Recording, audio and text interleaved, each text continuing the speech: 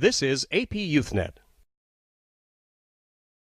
Welcome to the AP YouthNet, where we look at key issues regarding youth employment in Asia and the Pacific. I'm Matthew Koniak from the International Labour Organization.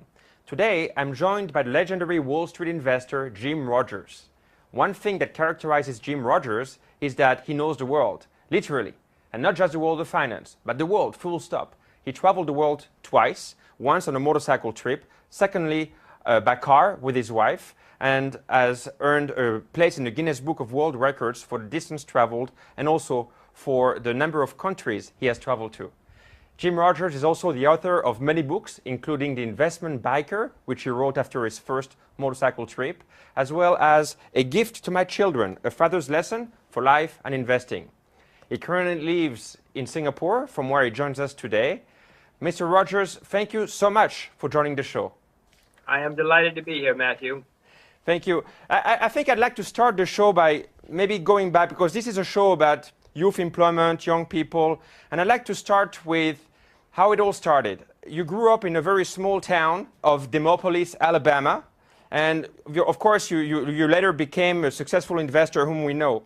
Now, my first question is, do you remember what your goals were as you were growing up, as you were a boy, as you were a young man? Did you have some goals, some ideas of where you wanted to be in life? Well, it's a very good question. I did start working at a very early age, and somewhere along the line, probably certainly by the time I was in my 20s, if not before, I mainly wanted to be able to buy my freedom. I wanted to be able to do whatever I wanted to. I didn't want to have to be nice to people I didn't want to be nice to. But to do that, Matthew, in the world in which we live, I needed to have a little bit of money saved up. So I set out to earn money and save money so that I didn't want to buy cars or boats or airplanes or houses. I just wanted to be able to live any way I wanted to, whenever I wanted to.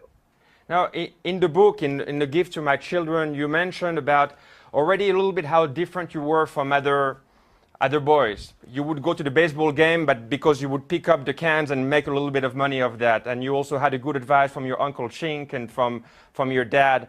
Apart from these examples, are there other things that you remember you'd like to share about how different perhaps you were compared or next to the boys you grew up with? Well, I knew that I was much more interested in saving than the others seemed to be. The others seemed to be that if they got some money, they would spend it. If I got some money, I wanted to save it more than anything else. Certainly, I spent some things. I did buy some things, but I seemed to be more interested in saving for the future than the other people around me. Now, maybe if I come back to the theme of youth employment, because usually when you go on television and the reporters usually ask you about whether to buy gold and invest in commodities or this currency or that currency. Now, I want to ask you about investment, but a different type of investment. I want to ask you about investing in young people, because we see so many reports out there that seem to demonstrate that it is wise to invest in young people, that it brings good return on investment, it brings political stability, it brings economic growth, and yet it seems to be difficult for governments to hear this message. Why do you think it is? Well, mainly because governments get more support from older people, from grown-ups, than they do from young people. Young people don't vote, and if it's a democracy, if it's not a democracy, they still get more support from grown-ups than from young people. However, I am extremely optimistic about the future of young people. I had rather invest in education of young people than just about anything else, because that's the best way to grow a country or an economy or a society. Now, like I said in the intro, you've traveled the world immensely. If you were leading a country, would you invest in young people yourself? Oh, yes. No, education is extremely important from my point of view. I would require all young people to learn at least 2 languages, their native language and one other. I would make sure that all young people could read, write, and do simple basic arithmetic. No, I would give every young person and every grown-up as a result the basic education that they need to be successful in the 21st century. Now, I've gone to on YouTube and other channels, I've seen a few interviews you gave to the media, and in some of them, you mentioned that you live a simple life. that you don't own a car. Maybe your wife owns a car, but you don't. You've also said repeatedly you're a big fan of Asia. That's why you live in Asia. You've said that the 19th century was the century of the UK, and the 20th century was the US. Now we are in the 21st century, and that's Asia. Do you see anything that could derail that bright future that Asia has? There's always something that could go wrong. I mean, we could all blow up the whole world with bombs or wars or something like that. But if that happens, it's going to affect everybody equally. And I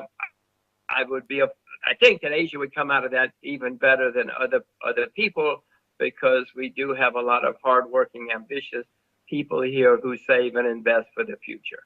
So other than some massive war, I don't see anything that could derail it. We do have some problems in Asia with water. I mean, India has a terrible water problem. China has a terrible water problem, but people are spending a lot of money trying to solve those water problems.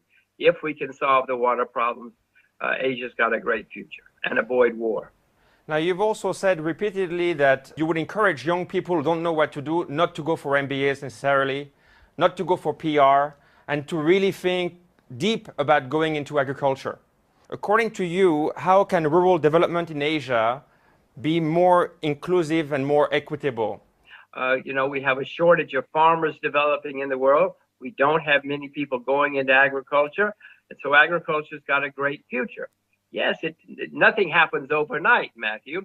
But if young people go into agriculture today, they're probably going to be much more successful and prosperous than if they go into finance, because agriculture has been terrible for 30 years. In my view, it's going to be great for the next 30 years. And the people who are in agriculture, while they may have to start off slower than people in finance, eventually they will catch up and pass the people in finance, and it will be the farmers who will have the great success, and the people who live in the agricultural areas who will have the better success. Right. Now, another thing I wanted to touch on is you mentioned in the book and elsewhere that it's very important that young people learn to think for themselves, and they also study philosophy. Do you see that this is a major problem today? Do you think that young people are not given enough tools to learn to think for themselves? Unfortunately, most young people, not just most young people, many people, it's a lot easier just to sit and watch television, and if somebody says to you the sky is blue, say, on television they said the sky is blue. But most people don't even want to go over and look out the window to see if the sky really is blue. It's very easy to accept what we're told. Governments throughout history have learned that, and that's why a lot of us just do as the government say, instead of thinking for ourselves and coming up with our own solutions. So if you can learn to think for yourself, to be curious and independent, you're going to be very successful.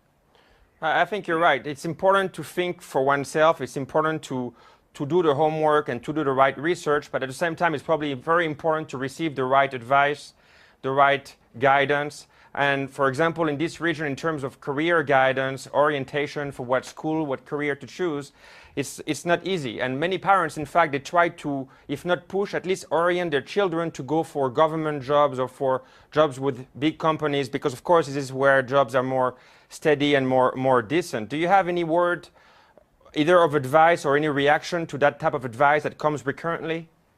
Well, if that's what the children are good at, if they don't have much creativity or ambition, then sure. There are many people in the world who would be very happy working for the post office all their life because they don't have to worry about anything. But for people who have ambition and want to better their lives, that's usually not the way to do it. Going to work for the government or going to work for big corporations is not the way to have a very successful and dramatic life. I mean, look at the world. If you follow the crowd and you just take the easy way, you're probably not going to be as successful. You may have a nice life, but you're not going to be as successful as the people who go think for themselves and take an independent course. Now, before we end, I also wanted to ask you about a question regarding gender, because I thought it was very interesting in your book. You talk about gender and you said that the trend that we're seeing now, whereas there is some imbalance, basically women have less chance to get the best jobs. Although parity has come to education, it's not the case for the world of work. You seem to say that this this trend is going to completely reverse in the near future because, and you cite, there are about 120 boys for every 100 girls in China and Korea, for example. But apart from the fact that it maybe, I can imagine it's going to be more difficult for boys or for young men to find their brides, how do you think that society will evolve that will make it actually, more on par, the access to decent work between women and men? Whenever you have a shortage of anything, the value goes higher because it's a shortage. So the world is developing, especially Asia, a huge shortage of females in Asia, and the value will go higher. 1,000 years ago, Matthew, in Europe, there weren't many girls. And so the status of girls went through the roof. Boys' families had to pay a dowry to get a wife in those days. Women ran companies, they ran city-states. Women were very, very highly thought of in society because there weren't enough of them. That's happening again in Asia, and the world's going to be the same way. The value of females is going to go higher and higher. If you have a wife or a girlfriend, you better be nice to her, because if you don't, somebody else will be. If you have female employees, you better be nice to them, because if you're not, they'll leave and go somewhere else, because they now realize that their status is going higher and higher. Mao Zedong said women hold up half the sky. Well, he was wrong, because women, even in China under Mao Zedong, didn't have the great status. But now, women in Asia are going to, and the world, are going to have a much, much higher status in life in every aspect. Well, that's a very positive note to end the show, I think, Jim. And so I think we'll end it there. I thank you so much. It's really been an honor, a pleasure to have you on the show, and wishing you all the best in Singapore. Thank you very much, Matthew. See you again. Thank you. And join us again next time on the APYouthNet at www.apyouthnet.ilo.org for more on employment in Asia and the Pacific. From the International Labour Organization, I'm Matthew Koniak. Thanks and goodbye. This has been an APYouthNet production.